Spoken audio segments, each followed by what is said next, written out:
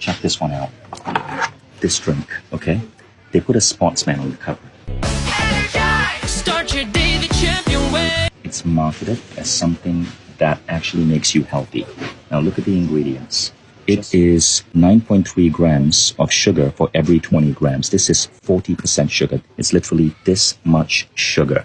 But again, promoted as a health drink. I want to play for you this video. Time to beat energy gap. This ad that you're about to see has been called by Dr. Mark Hyman, one of America's top doctors, as one of the most insidious, untruthful, blatant corruptions of advertising, where Nestle tells Filipino moms and dads 4 out of 5 kids have it. a bullshit invented disease, and that to cure energy gaps, you feed them this shit, which is primarily 40% sugar.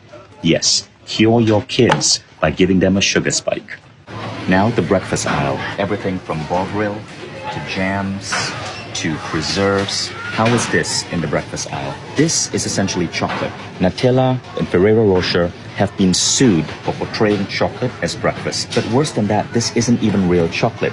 This is primarily palm oil. Serving size 15 grams, 8.4 grams of sugar.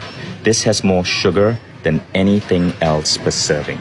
I had an employee of Ferrero write to me to say thank you for exposing this, because while working for Ferrero, we literally had meetings where we had to brainstorm new ways to label sugar so the public wouldn't detect it.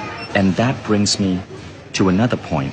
Companies like this are often coming up with new ways to label sugar. This is actually a phenomenon. The British Heart Association has made a chart so you can be aware of all the different names for sugar that companies put on their packaging to confuse you.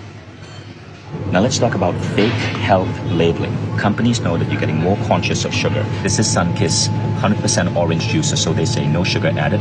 Observe the price, $10.66, right?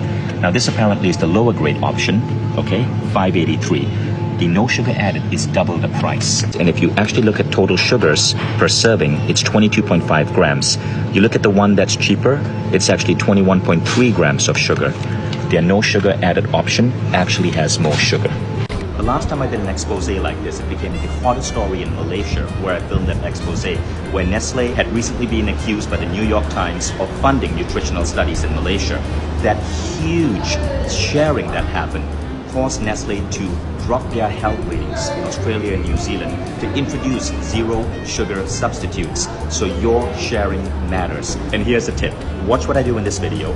Take a trip to a grocery store in your country, in your community, and create a video like this in your language to share with your community. Let's take these companies on. They have billion-dollar advertising budgets. But we